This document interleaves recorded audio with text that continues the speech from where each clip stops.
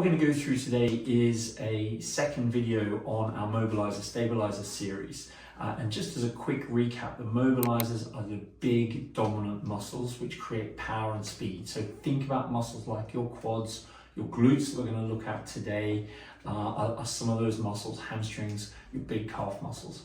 And we're going to look at how they compare and how they work with your stabilisers. Your stabilisers are your deeper muscles.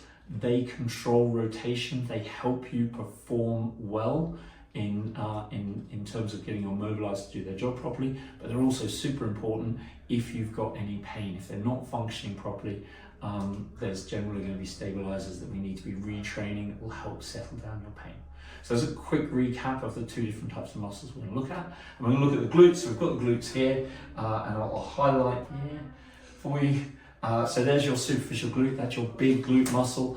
So it's glute max, and that is the muscle that you will use and think about commonly. You're retraining it doing squats, doing deadlifts, doing lunges, for example. So we all kind of know that we train that muscle by doing 3 or 4 sets of exercises that will last 20 to 30 seconds. You might do, depending on the training you're doing, 5 reps going all the way up to sort of 20, 25 reps, depending on what you're trying to teach that muscle to do. But they will help you with endurance, with speed, with explosiveness, with power, with strength. And that's their job within the body. And they're supposed to be very much working on a phasic type movement. They accelerate, bang, bang, bang, bang, bang, and they go.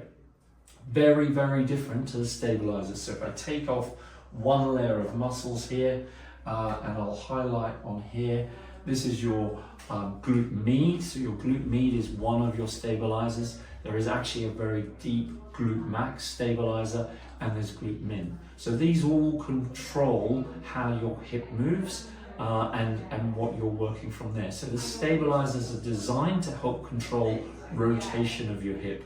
So it might be things like if you jump off a small step and land on the ground, can you control your knee and keep your foot in your knee and your hip all in a nice alignment? Great, if you can. That means your glute med, the muscle on here, is working well. If your knee falls into the midline, it's probably not controlling things and would need some work. So they're the sort of things that we're going to look at. And so exercises that you're going to be working on when you're working your stabilizers are going to be things like a bridge, which you'll have come across probably, a single leg small knee bend, trying to keep that control of the knee as we discussed, or the clam. I don't like the clam because it tends to fire up the hip flexor too much, but the clam is another exercise you come across in Pilates and yoga and things like this as part of your training. So your stabilizers are designed to help control that rotation.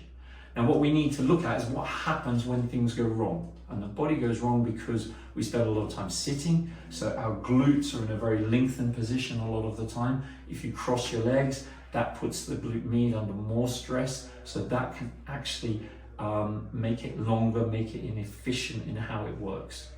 So in the presence of pain, those stabilizers become long and inefficient. They can't do their job properly. We lose that rotational control. That's where our knee starts to fall into midline, or we start to fall into hip flexion. What happens as a result of that is our mobilizers try and help out.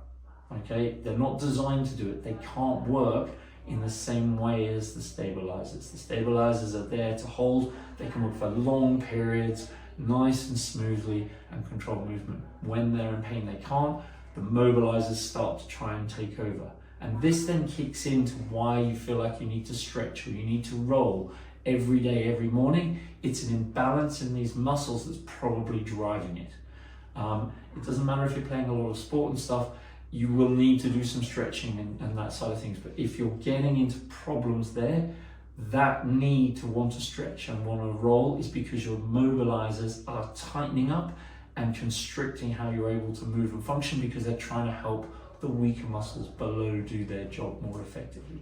And I think that's the key. So it's super important to have strong superficial glutes, but it's even more important for performance and in terms of avoiding pain, loading into hip joints or back problems, that your stabilizers function well and that the two groups work together in harmony to help make sure that your hip moves well, your control of your back is good, to keep you functioning at your top or peak level on a day-to-day basis.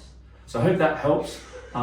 We just want to dive into this area because I think it's super important that clients understand why we do a lot of that lower threshold retraining strategies as part of our work at Body Logic Health.